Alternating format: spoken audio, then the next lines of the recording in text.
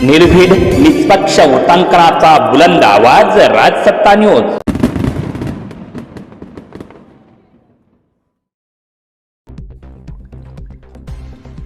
नाशिकच्या भोंदू अशोक खरात प्रकरणात चौकशीचा फास अधिकच घट्ट होताना दिसतोय।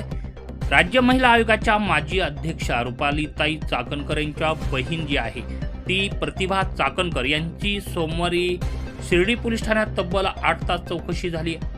त्यातच आता काही सामाजिक कार्यकर्ते रुपालीताई चाकणकर यांना अटक करण्याची मागणी करत आहेत। त्यामुळे आता राज्याच्या राजकारणात एकच खळबळ उडाली आहे। यावेळी त्यांचा आणि मुलगा चिन्मय यांचाही जबाब नोंदवण्यात आला आहे।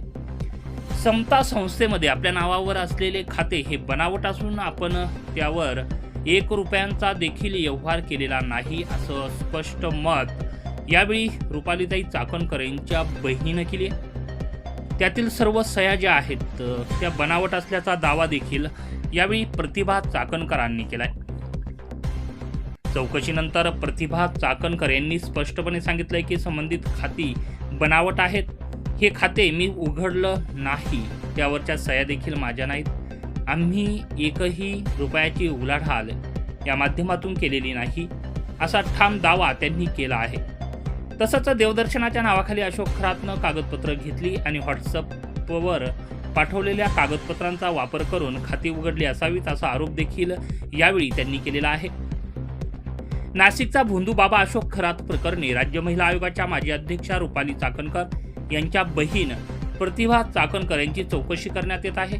त्यामुळं आता राज्य महिला आयोगाच्या माजी अध्यक्षा रुपाली चाकणकर यांच्या अडचणीत वाढ होण्याची शक्यता वर्तवली जाते। प्रतिभा चाकणकर सोमवारी शिर्डी पोलीस ठाण्यात हजर झाल्या होत्या। समता पतसंस्थेतील संशयास्पद कोट्यावधींच्या व्यवहाराप्रकरणी पोलिसांनी त्यांना नोटीस काढलेली होती। समता पतसंस्थेत प्रतिभा चाकणकर आणि कुटुंबियांच्या नावे 4 खाती आहेत।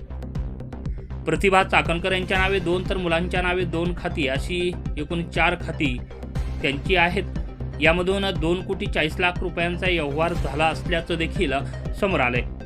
प्रतिभा चाकणकरांच्या संबंधित खात्याला वारसदार म्हणून अशोक खरात याचं नाव आहे। तब्बल 8 तास ही चौकशी चालली होती। शिर्डी पोलिसांनी प्रतिभा चाकणकर यांची सोमवारी 13 एप्रिल रोजी तब्बल 8 तास कसून चौकशी केली होती। या चौकशी दरम्यान चाकणकर आणि त्यांचा मुलगा चिन्मय या दोघांचेही जबाब नोंदवण्यात आले। मिळालेल्या माहितीनुसार समता पतसंस्थेत प्रतिभा चाकणकर यांच्या नावावर 2 आणि त्यांचा मुलगा चिन्मय यांच्या नावावर 2 अशी एकूण 4 संशयास्पद खाती जी आहेत ती आढळून आली आहेत। धक्कादायक बाब म्हणजे या खात्यावर भोंदू अशोक खरात याला वारसदार म्हणून दाखवण्यात आलं होतं। या 4ही खात्यांमधून आतापर्यंत 2,40,00,000 रुपयांचे संशयास्पद व्यवहार झाल्याचं देखील या तपासातून निष्पन्न होत आहे।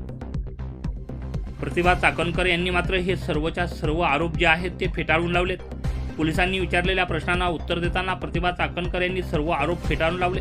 आपल्या जबाबात त्यांनी स्पष्ट केलं की समता पतसंस्थेतील जी खाती आहेत त्यांनी स्वतः उघडलेली नाहीत आणि या खात्यांमधून त्यांनी कधीही कोणताही आर्थिक व्यवहार केलेला नाही। कल्पना खरात हिने देवदर्शनासाठी लागतात म्हणून असं सांगून त्यांच्याकडून महत्त्वाची कागदपत्रे घेतली होती। म्हणजे कल्पना खरात जी भोंदूबाबाची बायको आहे, हिनं मात्र देवदर्शनासाठी डॉक्युमेंट्स पाहिजेत म्हणून काही कागदपत्र व्हॉट्सअपद्वारे घेतली होती। व्हॉट्सअपवर पाठवलेल्या याच कागदपत्रांचा गैरवापर करून अशोक खरातनं बनावट सहीद्वारे खाती उघडल्याचा संशय व्यक्त केलेला आहे।